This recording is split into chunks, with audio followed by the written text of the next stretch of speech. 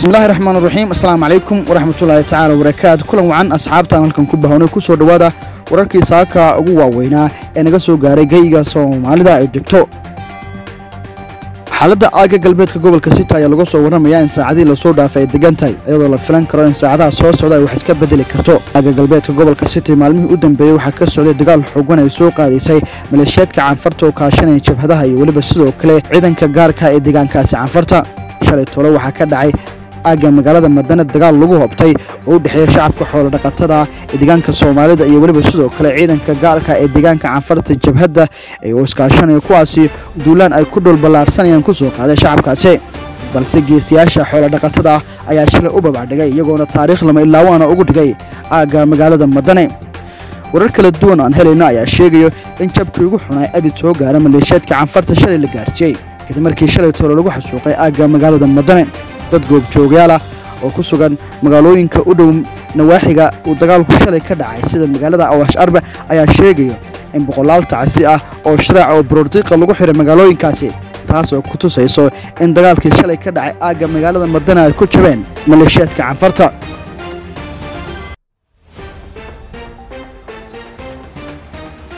dhinaca kale baraha bulshada waxa qabsaday broortiq ayadoo inta badan ay markii dambe ay ka saareen sawiradaasi. محمد عيسى oo kamid ahaa raggii Canfarta u waloleynay isla markaasina deganaa magaalada Awaash Arbi oo kamid ahaa raggii xasuuqay magaalada Garbaciise ayaa isagu lagu soo waramay in shalay tolo lagu dilay aaga magaalada Madana.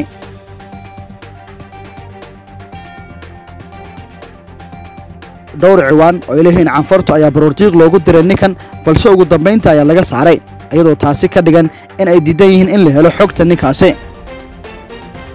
dhinaca kale isla qaar kamid ah Canfarta ayaa soo qorisay in ninkan uu nool yahay isla markaasina dhawaan uu soo gali doono live taas oo ka dhigan maran habaabinayo ee bulshada.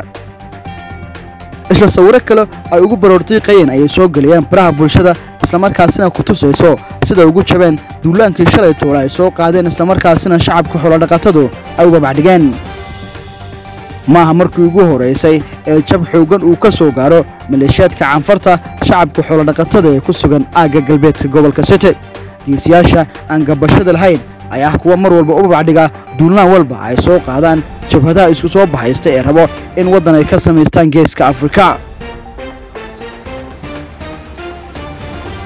dhinaca kale magaalada Muqdisho caasimadda dalka Soomaaliya ayaa lagu soo waramayaa in saaka uu ka socdo cali masaarka madaxweynaha tobnaad ee Jamhuuriyadda Federaalka ee Soomaaliya Mudane Xasan Sheekh Maxamuud.